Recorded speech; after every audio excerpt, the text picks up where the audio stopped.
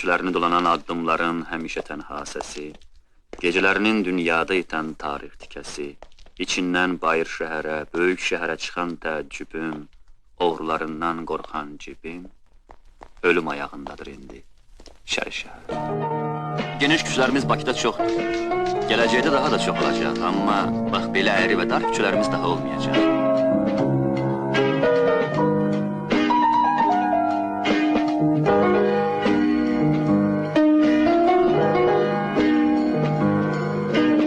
Çamadanın anı?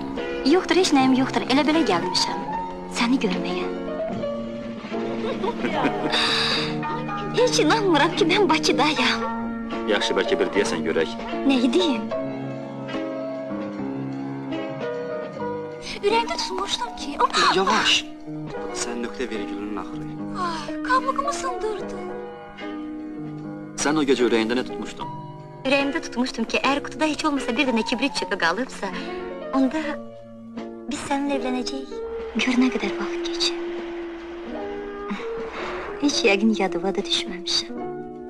Faytona baxayım, man. Minmək istəyirsən? İstəyirəm. Oqtay, bu döngə mənə tanış gəlir. Elədir ki, var, o dirək bizim evdir. Yoxdur, söküblər evinizi.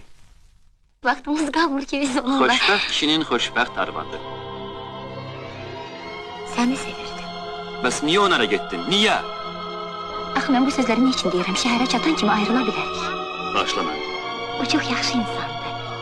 Ağıllı, nəzakətli... Moskvadan onun üçün gəlmirsən ki, mənə Camalın gözəl cəhətlərindən danışasan? Mənə yazığın zat gəlməsin, bildin? Xasiyyətimdir. Hərdən hərinin yerinə yox deyirəm. Ola bilər. Mən də bir dəfə yox deməliydim, dedim, hə?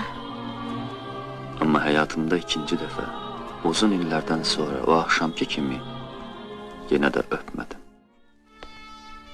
Böyük şəhər, mənim peşəm, işim, ömrüm qarşımdaydı.